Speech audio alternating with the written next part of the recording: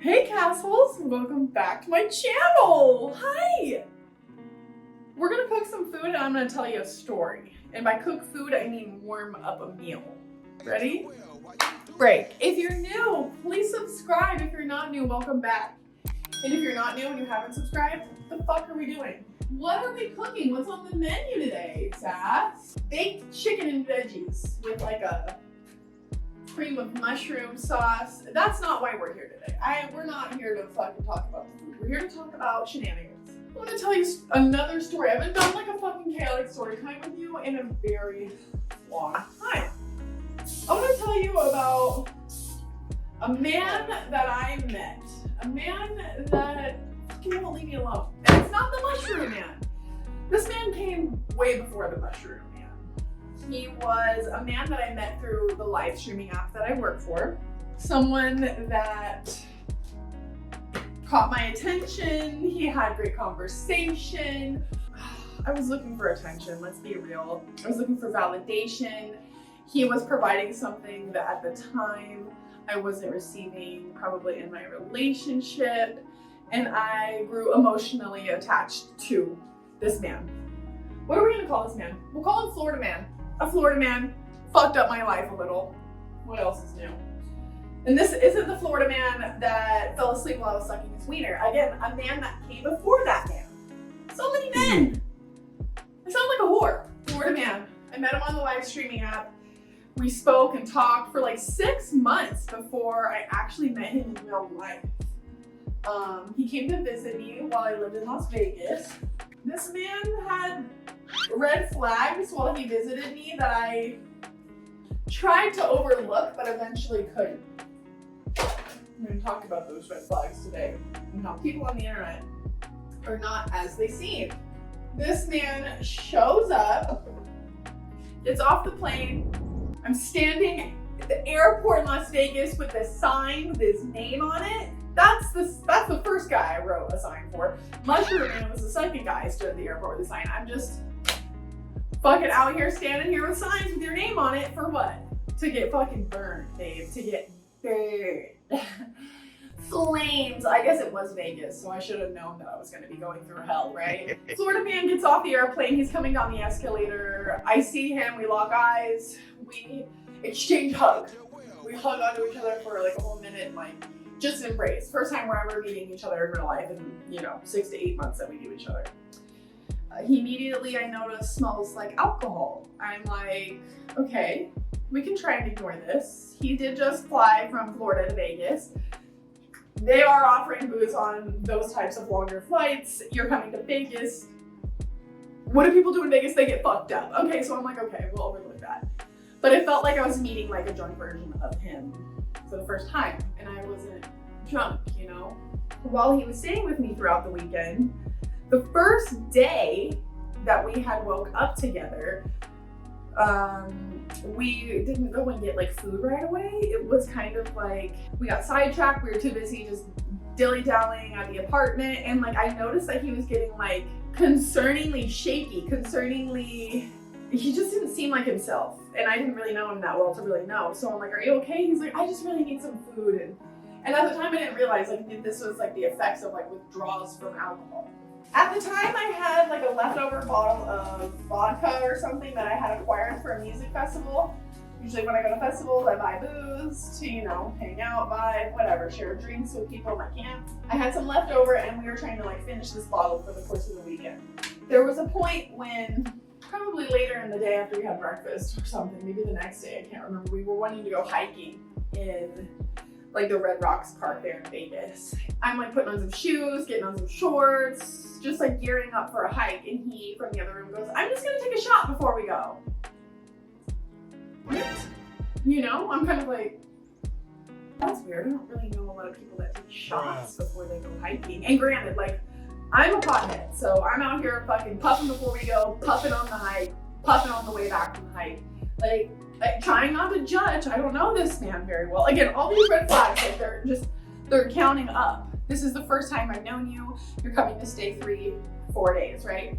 There was one morning, probably 4 in the morning, 5 in the morning. I don't know. It was early, Or like I wasn't out of bed yet and he had stirred awake and got up, and I remember like listening to him as he went into the other room. Thought he was going to the bathroom, but he went into my laundry room where he was keeping his bag and proceeded to what I heard. It sounded like he opened up a container and then closed it. Granted, it could be any container, but I felt like he was in the other room taking a shot, drinking some alcohol. And then he came back to the bed and rolled over, but I could hear specifically, you know, that sound of like a metal, like aluminum lid unscrewing from like a glass bottle. We all know what we're talking about. We all know what I'm talking about, right? So another red flag, like I'm just like red flag. And granted, while he was there, we went out amongst the Vegas lifestyle and we were drinking. So like, it was hard for me to gauge if that was really happening, but so many red flags added up while he stayed with me, right? He goes home, I discuss the red flags I experienced with a friend, and she and I, like she told me like, maybe you should confront him about it, just like ask him, you know, rather than, you know, speculating so much. Okay, I can do that.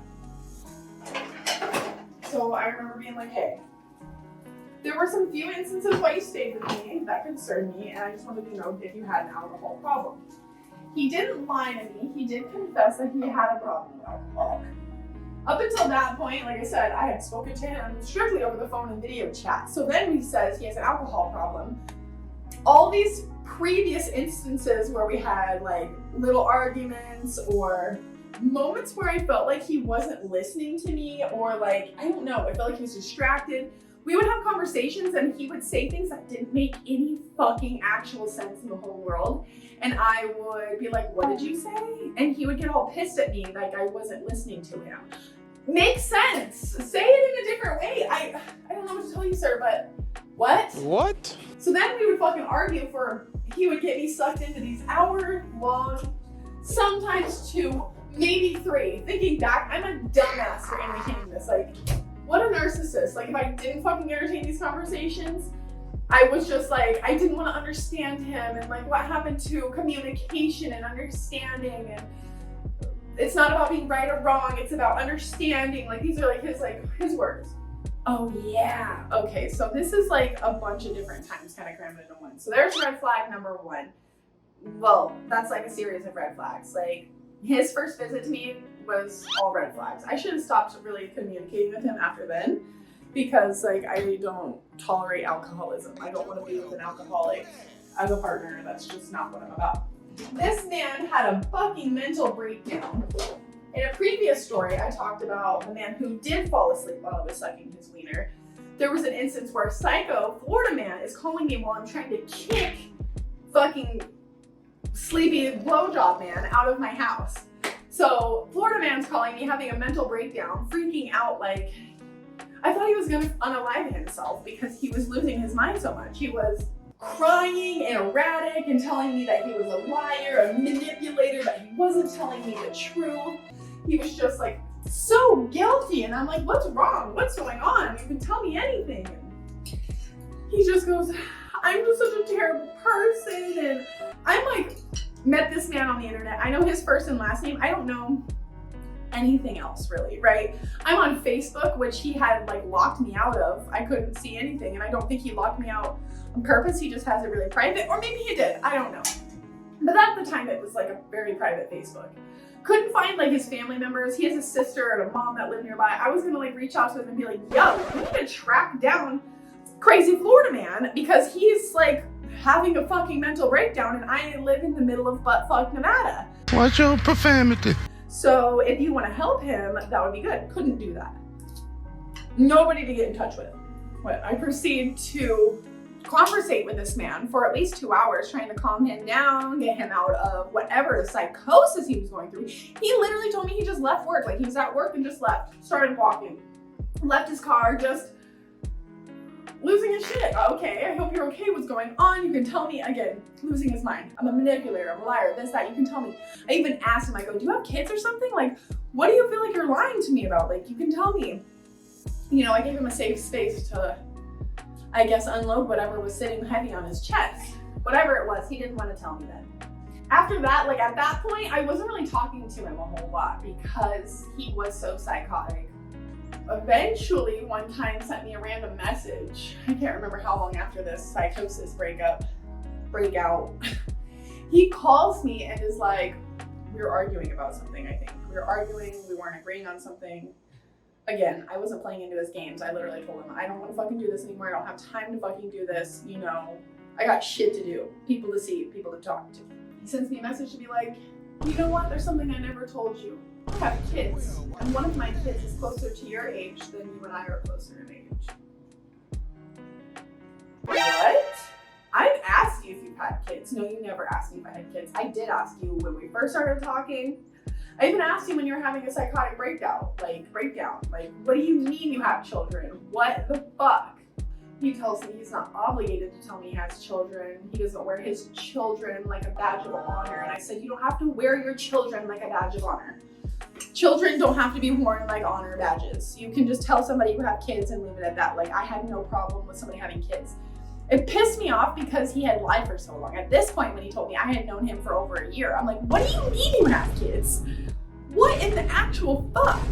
He told me that when he had met me, I was being promiscuous on the internet. When he met me, I was a devoted married woman that was at the time I thought happy. You know, I was like, I was not even promiscuous, even a little. Compared to now, I'm a skanky little internet whore. But previous to that, I was barely taking my clothes off on the internet when he met me. I was fucking drawing little fake tattoos on my face and getting in my refrigerator with my stuffed animals. I was really confused where he was getting his reasoning as to why he didn't feel the need to tell me. Granted, you're not obligated to tell anybody information you don't want to. It's just like, why did you lie? You lied. So recently, I've since blocked this man. I don't engage with this man. His number in my phone is literally saved as his name and then in quotes, do not reply.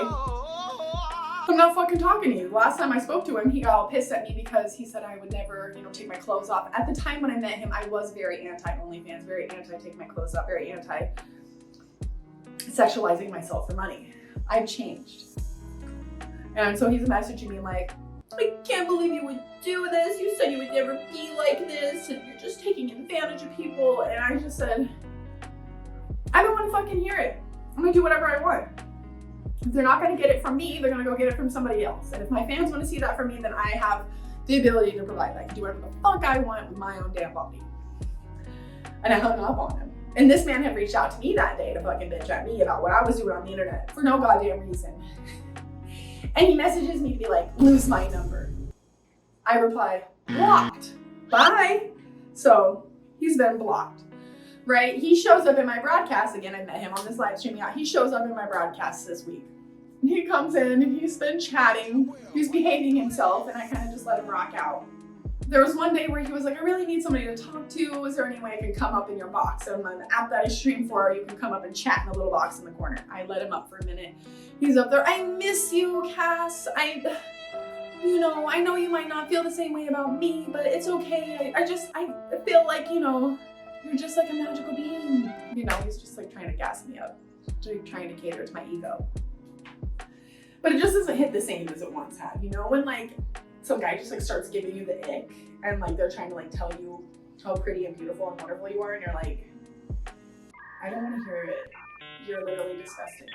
That's how I was feeling. I kicked him down. I was like, okay, have fun, goodbye. We can talk about, I don't want you to talk about this in a public place. Like you're like, being a weirdo. He comes back in another broadcast, maybe later that day, maybe the next day. He decides, that he's going to insert himself into the conversation, which is fine. That's why he's in the chat. He's talking amongst the people for a second, and then some of my fans discuss numbers. I can't wait to become number one. I'm going to be your number one fan by the end of the year. Another person's talking in the bottom like, good luck. Like just two of my top supporters are in there just going back and forth. And we're kind of talking about badges and growing like up on the ranks on my board. And this dumb Florida man comments in there like numbers, blah, blah, blah. Like at a certain point, this man who had used to send me gifts and support my broadcast stopped. He like felt like, okay, I've earned her love. I don't have to support her financially. Like he was too good to like give me money because he felt like a simp or something. I don't know. After a while, I just thought it wasn't cute anymore. Like you want me to like be around you and you're not even willing to support my business, my broadcast, things that you would originally support, and now you're just like, no thanks, you can let them take care of it, like get the fuck out of here. So he's like, numbers, blah, blah, blah. And I said, you know what? Some people actually give a shit about that. I give a shit about that. These guys give a shit about that. They're spending their hard-earned money in my broadcast to earn their way up the ranks. So don't fucking make them feel some type of way about supporting me. And he comments in below like, don't act like I never financially supported you. You did at one time, and then you stopped, and now you act like you're too fucking good, and you make everybody else feel like a fucking asshole for doing it. So he's kind of just like chip chattering, acting like he's like, I can't remember what he had said, but he triggered the fuck out of me. And I was like, look, you know what? I'm gonna out myself before you try to out myself, you know? I'd rather everybody in here hear it from me than fucking hear it from some dumb little zero account, right? Because he's on a new account as he's chitter chattering. I'm like, this man used to send me gifts. This man convinced me that I was, you know, something special to him. I had felt a connection between him, and I risked my entire life, everything I knew as normal, what my future would be like, to explore a relationship, explore whatever connection I had with this person. And it turns out I was wrong. It turns out I was a dumbass. It turns out that it changed the entire trajectory of my life because I decided to experience a connection with this fucking dumbass. But I needed this lesson. So I want to thank him for giving me this lesson in life. You can't fucking trust people on the internet, even the ones you meet in real life eventually. Like, I met this man in real life, and he was somebody that I had spent hours and hours and hours talking on the phone, video chatting with for months. Like, I thought I knew this man. So I guess when you're starting to engage with somebody, you need to weigh out the pros and cons of what is this person providing value into my life for, and what kind of like cons are being added up on the list. If the cons outweigh the pros, ditch that motherfucker. Who cares? I'm telling you, if this man, you're gonna have to just weigh it out. Obviously, if you have somebody that is paying your bills, keeping your lifestyle, if that's something that's just like it, that weighs more than all the shitty things that he's doing, and that's a pro for you, that he pays for stuff and you don't have to pay for things, then you're gonna have to just, you know, buck up and deal with that as your life. But being a human of free will, you can really do whatever you want. You can change your life any fucking time. Start waking up and being the person that you want to be, and stop being a dumb bitch that falls for fucking idiots on the internet. Okay? And with that said, I'm getting the hell out of here. I love you. Thanks for listening about crazy fucking Florida man. It was kind of all over the place, but